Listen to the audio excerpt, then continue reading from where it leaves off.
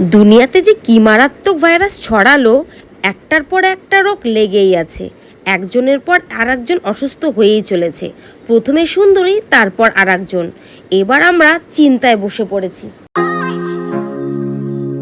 Hello friends, good morning. তোমরা সবাই কেমন আছো? আশা করছি তোমরা অনেকটাই ভালো আছো, কিন্তু আমরা কিন্তু খুব একটা ভালো নেই।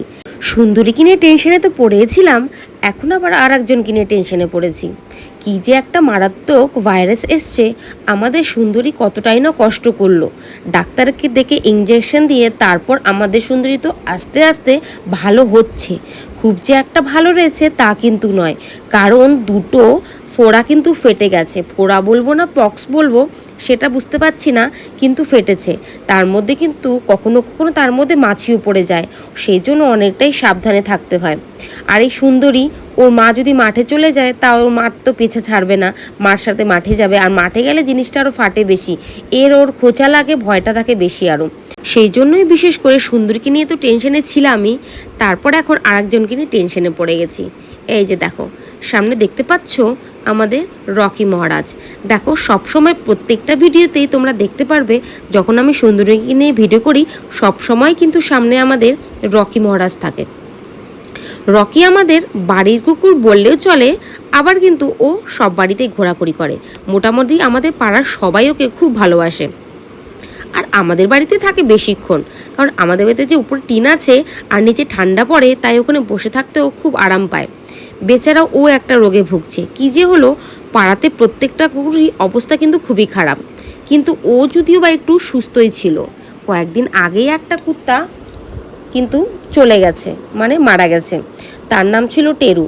বেচারা ওই কুত্তাটা অনেক স্বাস্থ্যবান ছিল, বলতে গেলে রকির বাবা বলতেই পারো।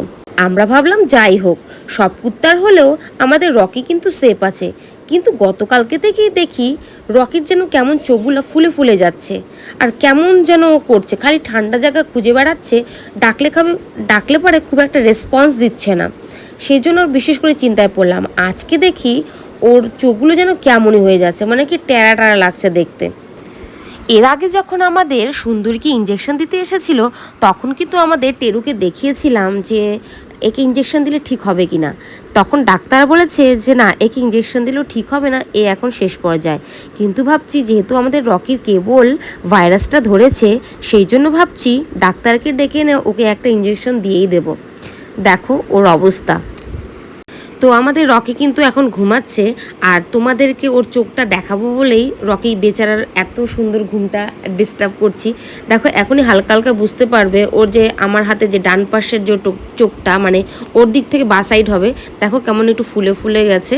আর অনেকবার ডাকার পরও রেসপন্স দিচ্ছিল না, মানে হয়তো এই রোগটা হলে ওদের একটু মেমোরিটা কম কাজ করে। তো আমি অনেকবার ডাকার পরও সাড়া দিল না, তো দূর থেকে আমার ভাগ্নি ডাকার পরে তারপরে ও সাড়া দিল। তো ভাবছে পাক্কা ওকে খাওয়ার জন্যই ডাকা হচ্ছে। দেখো কেমন যেন একটু হয়ে গেছে। আগে কিন্তু অন্যরকমই একটু ফুর্তিলা ছিল, এখন কিন্তু সেটা নেই।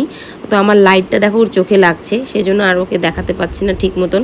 আর ও প্রচণ্ড ঘুমের মধ্যেও ছিল। ও বেচারাকে ডিস্টার্ব করে লাভ নেই, ও ঘুমাক। আর এই যে দেখো আমাদের সুন্দরীর জাবর কাটছে। ও বেচারা কিন্তু অনেক কষ্ট করছে, দুটো ফোঁড়া ফেটেছে, ওটারও কিন্তু অনেকটাই ব্যথা। যাই হোক, শরীরটা একটু ভালো হয়েছে। তারপর কিন্তু আমাদের পাশের বাড়িরও একটা বাছুরের সেম কেস হয়েছে। বড় বললো ওর নাকি এবার আলুগুলো বেশি বড় বড় হয়ে গেছে, আর অনেকগুলো হয়েছে। জানি না ডাক্তারকে ডেকেছে কি না, কিন্তু শুনলাম। দেখি যদি সুযোগ পাই তোমাদেরকে অবশ্যই দেখাবো যে ওদের বাছুরটার কি পরিস্থিতি। তো দেখো, যে ডাকলাম ওর কাছ থেকে সরে গেছি, ওর ঠিক আবার ঘুমিয়ে পড়েছে। আর এদিকে দেখো আমাদের লালি কেমন করে আছে। ওর লালির মুখ কোন দিকে আর সুন্দরীর মুখ কোন দিকে দেখা যাচ্ছে।